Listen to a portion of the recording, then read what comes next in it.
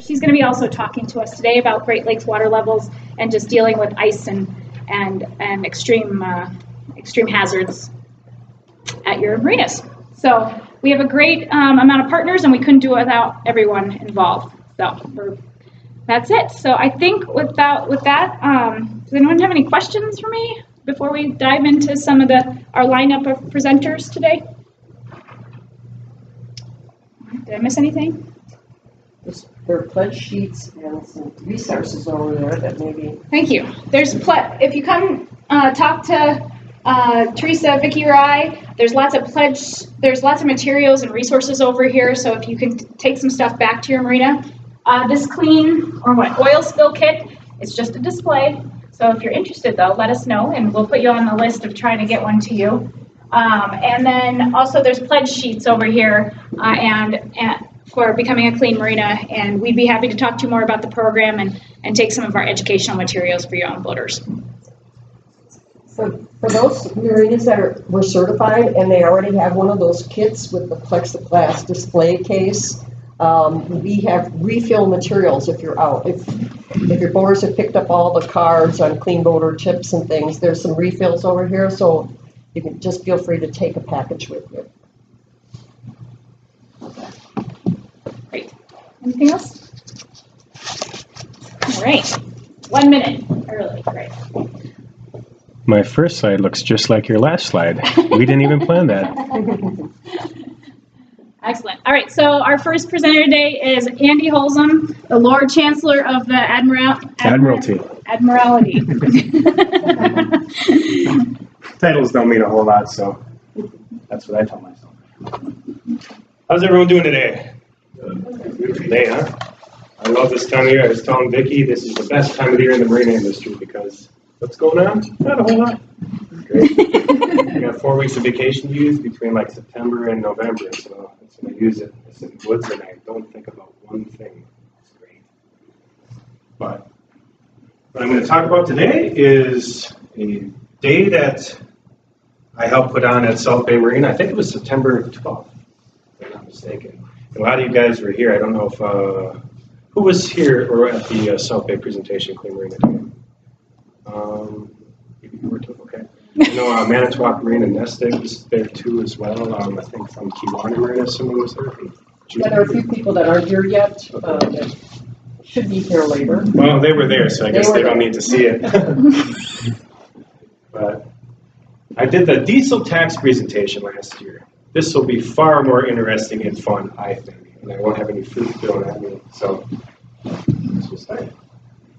So what we did was we had some of the local media. We had Channel 5, we had Channel 11, Channel 26, basically all the local Green Bay channels show up bright and early in the morning, and they just kind of were showing what we were going to do throughout the day. We built it as one big clean marina day and trying to tell the local populace in Green Bay what it's all about, because no one knows. And selfishly, of course, it's to show South Bay Marina, really. I don't hide that.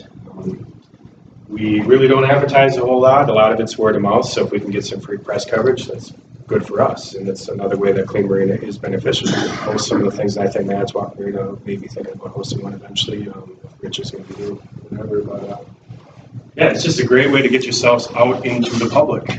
And so there's me and my doppelganger. I think if Chris Marks was here, I don't know if he's here right now. But so they thought me and my lead dockhand were brothers the whole day. And I guess we do look pretty similar, huh?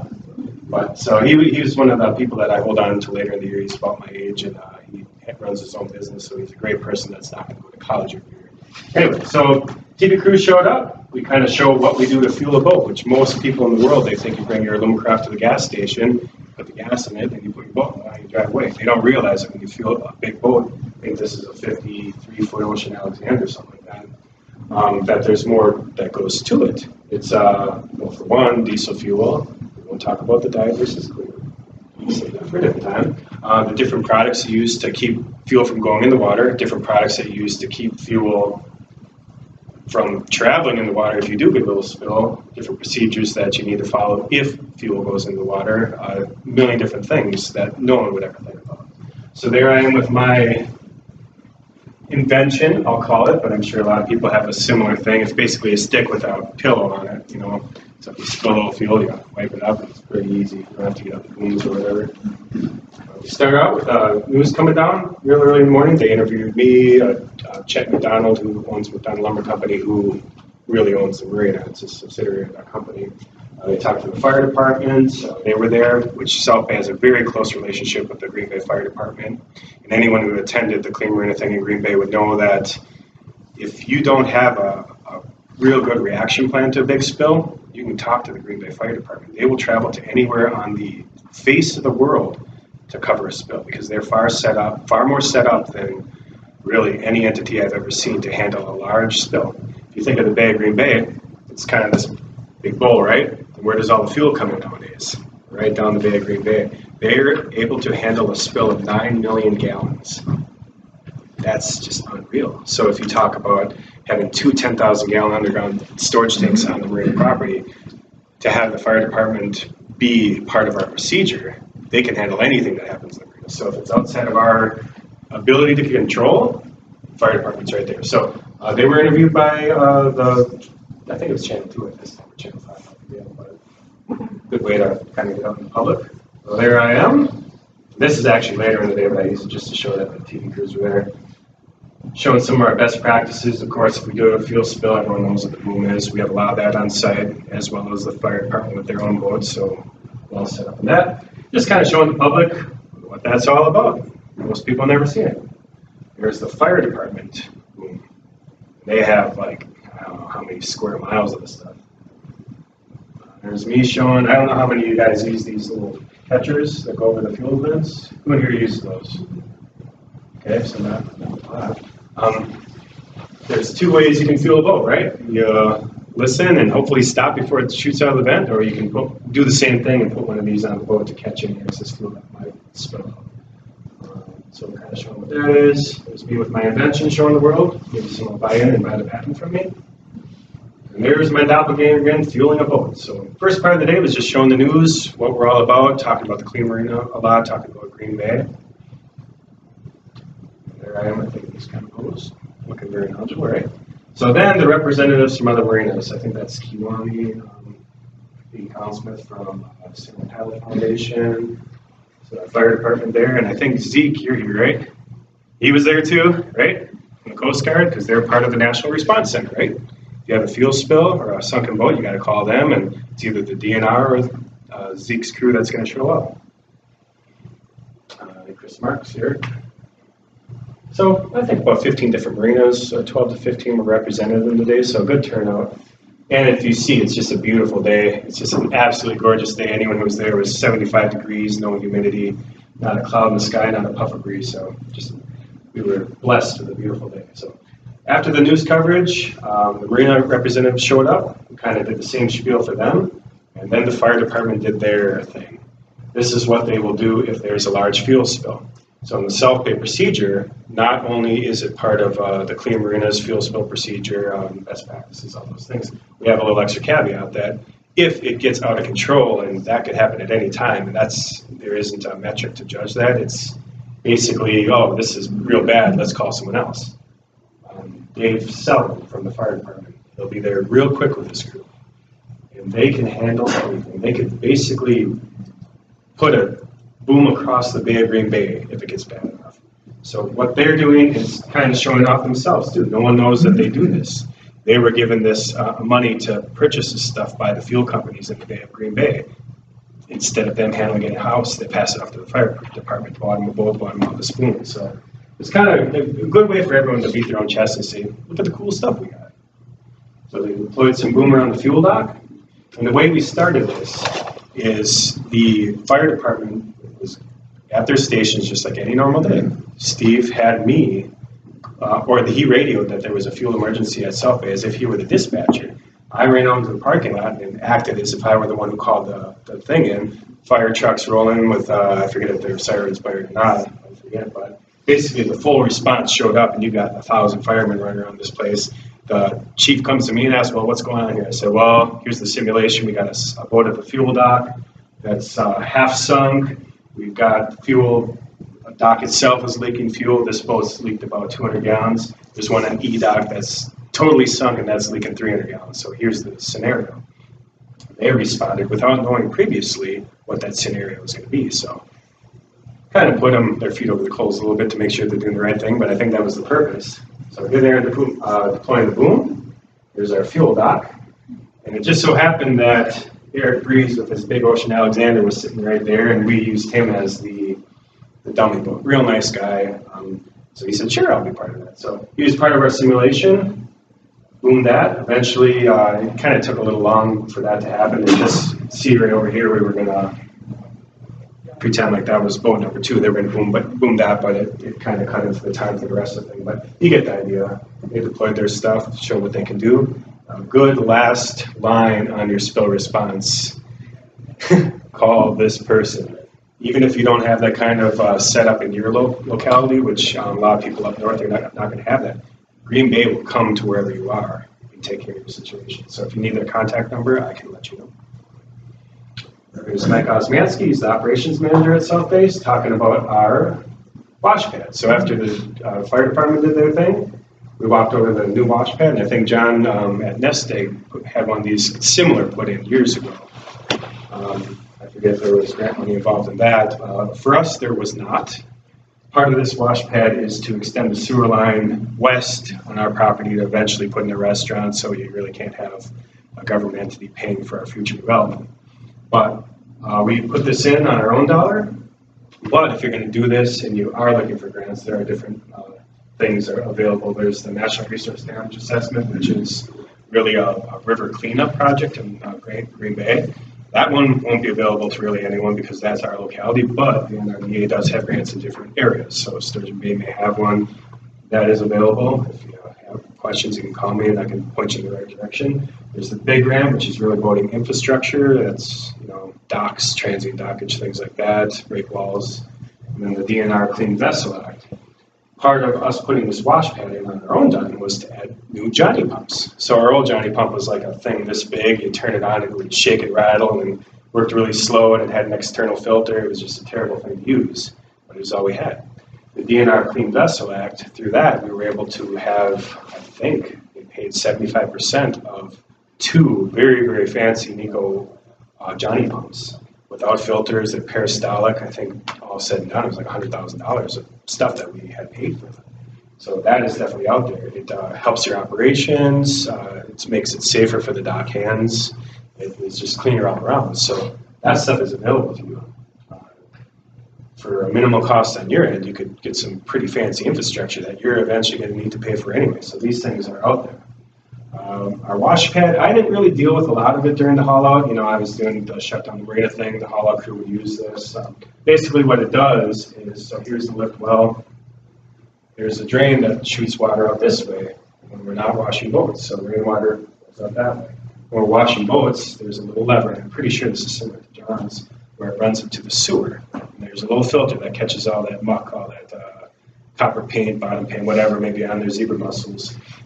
So it does have to be maintained, it does have to be turned on and off and all this stuff, but basically what it is. In the past, we had porous surface, we had gravel where that would act as the filtering medium, and then you'd have hay bales around the outside to keep it kind of contained.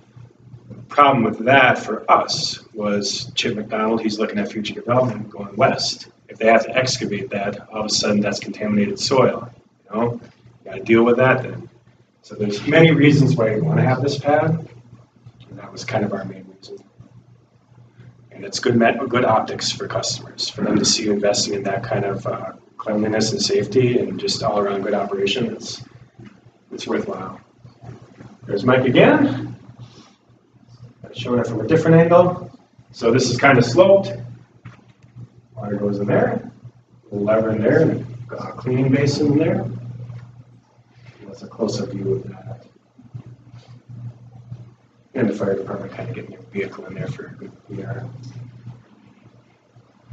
I was asked to show a picture of this, and I know if our OSHA guy is here, he can probably find maybe something wrong with that picture. This heavy load thing. I know that we've talked about that a lot before, but that's not the purpose, so we won't talk about that right now. You can see it's used though, so the water drains in the thing, water goes, when we're not washing boats, you turn it the other way, and out the bay, That's Jim from McDonald Lumber Company, very interesting guy. So after that, we walked over to the peninsula at the marina. And who's been to South Bay before? I know, Vicki, you've definitely been there. After a minute, John, you been there? You've been there, right, Bruce? It's kind of, I believe, Green Bay's gem. You know, not a lot of people even in the city know about it. But if you've been out there, we have the peninsula where our restaurant, our pool, our boaters lounge are in. Eventually, we walked over there, had some lunch free from the McDonald Lumber Company. They paid for it for everyone, which is real nice. Just kind of chatted and networked a little bit. And from there, we went to a different part of South Bay, which is the beach. And there are parts of this that I am not privy to. I believe part of this is the future development of Green Bay, where they're trying to increase people going to Bay Beach, perhaps put a boardwalk from Bay Beach, which is really here 500 yards this way is Bay Beach down to Bay Green Bay. And that's toward the east. So eventually, the plan is to have some sort of boardwalk going through, or one of the tentative plans, and beaches by Bay Beach. And I believe part of this was us being the trial beach for that future beach. So we put in this and got a nonprofit organization teaching kids how to sail out of it, which is kind of cool. We talked about the grants that were involved in that. I believe that was DNR, if I'm not mistaken. Part of the big grant we're going to use to put up here out there, I believe, or one of the plans for handicap access. We're going to use the big grant to possibly put in some transient dockage. So there's grant money for this kind of thing too. And Chip on the right there, that's the owner or president of McDonald Lumber Company. He's big into development in Green Bay, making a, you know, it's not just a marina, it's really developing the area. I just play a small part of it, but grant money's involved, personal money's involved from McDonald Lumber Company, and this is kind of what we got. It's beautiful. You know, in the past, in the 1950s, this was a dump. You'd probably find a 57 Bel Air somewhere under there. You know, we've done real deep to make sure all that stuff's out of there, but way deep down there might be. But just improving the location. South Bay already got an award for improving the site. Green Bay Sail and Paddle got an award for improving the site. It's all good things that you can show your customers, like we're doing something, you know, we're benefiting the community. And I'll end again with my beginning slide, really, but with the purpose of the presentation is obviously to show off the day, but in the end, it's to show off Clean Marina and what benefit it could be. That was the purpose of doing that day. And I thought a lot about this, and this is one of those thoughts that just kind of came to my head one day. I grew up on a parochial school. I had 9 years of just Bible training and all that stuff. One of the quotes that always stuck in my head was, if you let your, or you shouldn't let your left hand know what your right hand does when you're giving, right? So philanthropy, the premise behind that is it should be internal, right? It should be something for your eternal soul, not for benefiting your ego or some other design. That may work well in that aspect. It does not work well in business. For example, there's a boat that's bobbing around on D-Dock. It was probably end of September. I got a call from a slip holder. He said, "Oh, Keith Boy's boat is going to break loose. It's bouncing around. There's a storm coming." I'm at home. I'm watching TV. The last thing I want to do is run out to the marina and go run around in the rain and lightning. But I did. That's my job. You can't have his boat sink and then tomorrow will be a real bad day. So I went out there, and if you've seen Forrest Gump, when Forrest Gump or Lieutenant Dan's on top of the mast and he's yelling and lightning, that was me on top of Keith Boy's boat trying to tie it up. It was pretty intense. I've never seen more lightning, I've never seen more rain. I could have done that, which I did, and not told Keith, right? Really nothing would have changed. But next time I saw him, I made sure I let him know, "Hey, your boat was flopping around. I came here and tied it up." One thing, you know, he's going to say, "Oh, thank you." The other part is that he'll tell his friends. So the image that then I projected was, wow, they really look after my boat. You know, and he described that day. It sounded pretty intense, and he actually went out there and helped me out. Same thing with Clean Marina. You may already be doing these things. They're best practices, a lot of it. Labeling things, making sure your waste fuel and oil goes to the right spot. You may already be doing it. But if you're not telling your customers, what's the point? It's something else that they can look at and be like, wow, look at what they're doing. It all starts to tell a story. And all of it together, that's how I kind of view the marina. So in my own personal opinion, that's the benefit of Clean Marina. Because you can wave that flag and be like, you know, it may contradict what I've learned as a kid, but it's good business. That's really all I have. Next time we have a Clean Marina thing, hopefully you can come down and see it in Green Bay. But just in my presentation.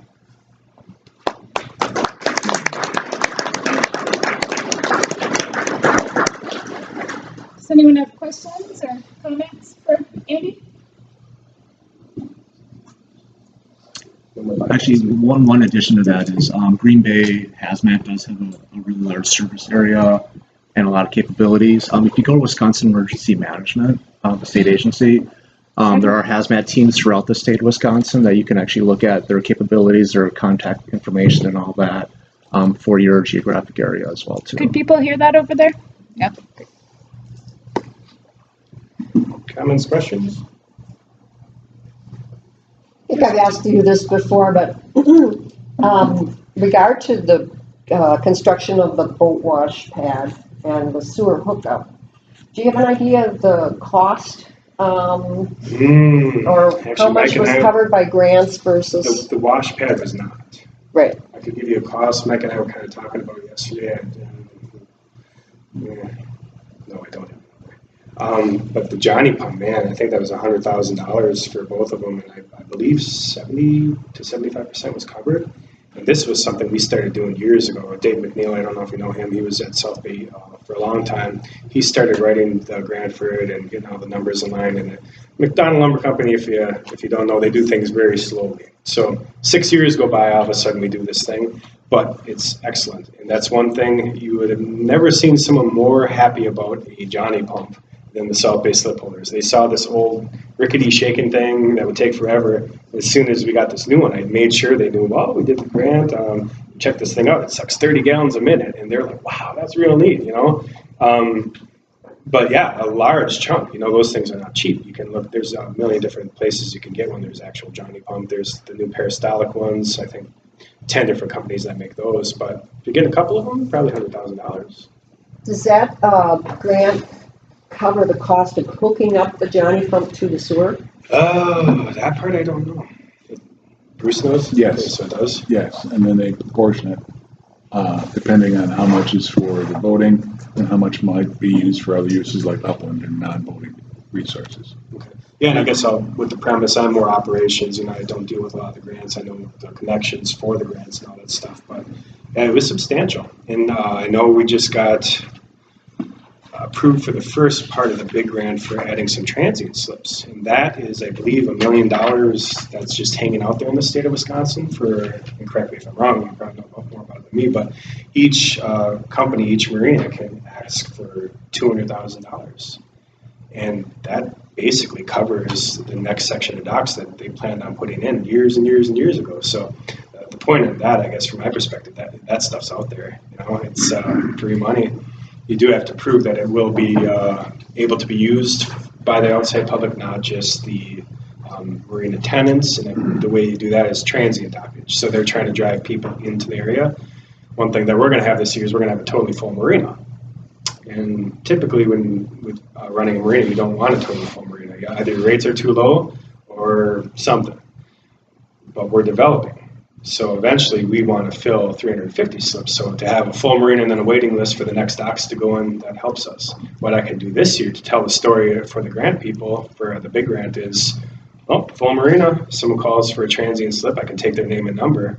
All of a sudden I got a name. You can go to the grant people and say, well, we missed out on 100 transient boaters this year because we didn't have transient docks. It proves that you need transient docks. And all of a sudden it helps you in your story. You could use percentages or whatever, but this is actual proof. But I might be getting a little off topic, but yeah, why not? I don't think I answered your question at all, but that's fine.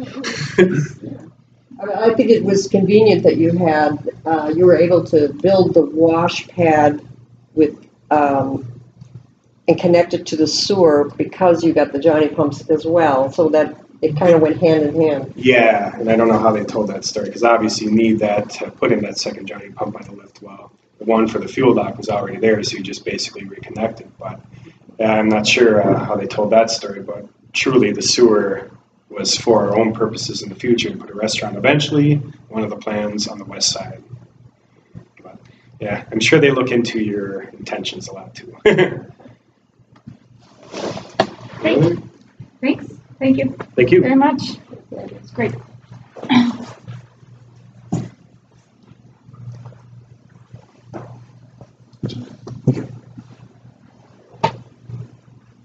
You know, about that stuff that I did.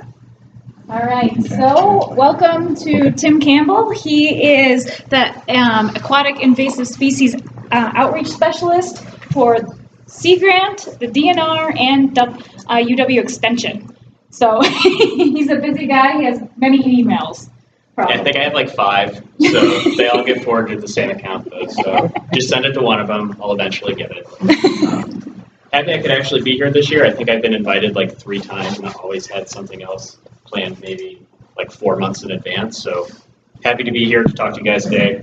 How I think marinas can engage with our statewide aquatic invasive species program to help voters take